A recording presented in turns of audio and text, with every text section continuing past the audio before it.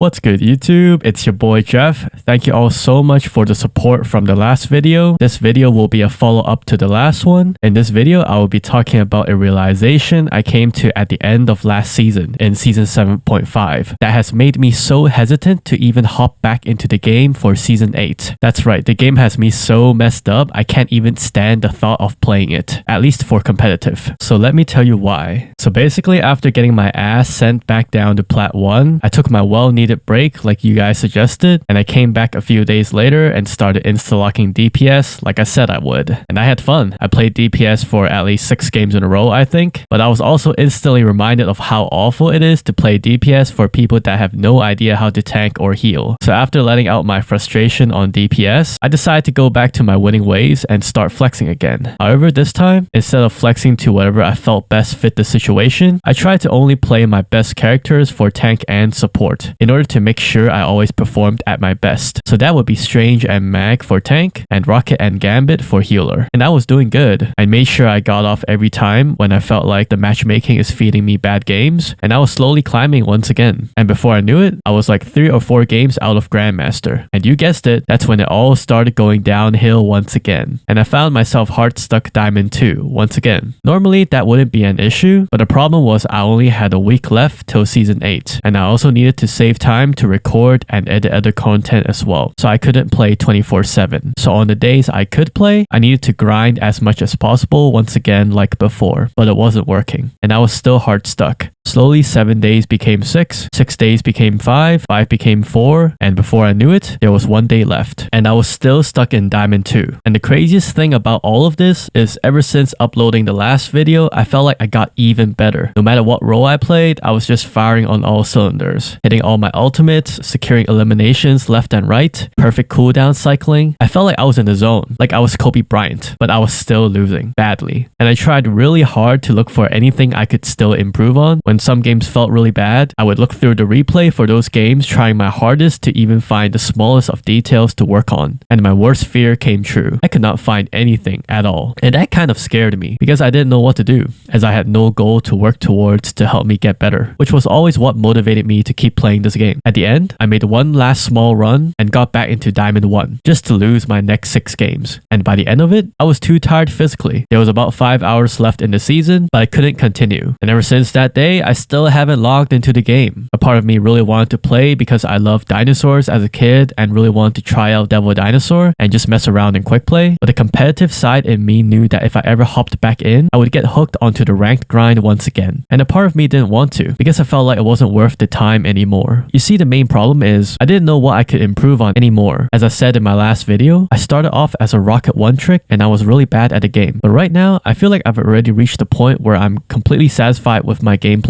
I felt like a robot that basically plays perfectly all the time. I played so much my muscle memory and stamina were so on point that I could keep playing really well when physically my body was just barely holding on. But even though I was playing at an all-time high level, I could barely go on a 3-game win streak in Diamond, which gets more absurd the more I think about it. And a part of me feels like the game is rigged. Like the better I play, the worse teammates I get. But I didn't want to believe that. But I'm not gonna lie, the more I play this game and the better I'm getting at it, the more I'm thinking it's rigged. So basically, I think I've reached a point to where I've hit my limit in terms of game knowledge, which is why I'm not able to identify what I need to improve on anymore. And the problem with my constant grinding, like in previous seasons, is that I won't have time to do the extensive VOD reviewing and hero kit min-maxing that I know I need to do now in order to break through my current plateau. So I think this season, in season 8, I'll take a step back from my usual ranked grind. I'll still aim train and play some quick play here and there in order to keep up my skill, but I'm going to spend most of my time studying my own gameplay, like I said, studying the kits of my main heroes for each role in order to leave no stones unturned. And an in-game friend also suggested me to spectate high ranking or pro players, so I'll be doing that as well. I also want to spend more time making content for the channel, and I have a new channel as well, where I'm making videos on my other big hobby, arm wrestling, and it's doing pretty good, much more traction than this channel so far. I still want to keep this gaming channel running, and I still love Marvel Rivals, so I'll do my best to upload once a week, but I'm probably gonna be doing more reacting content in order to lower the production efforts so I can run 2 channels at the same time. That will be all from me. Thank you for watching. I hope you have a nice day. I'll see you in the next one. Bye.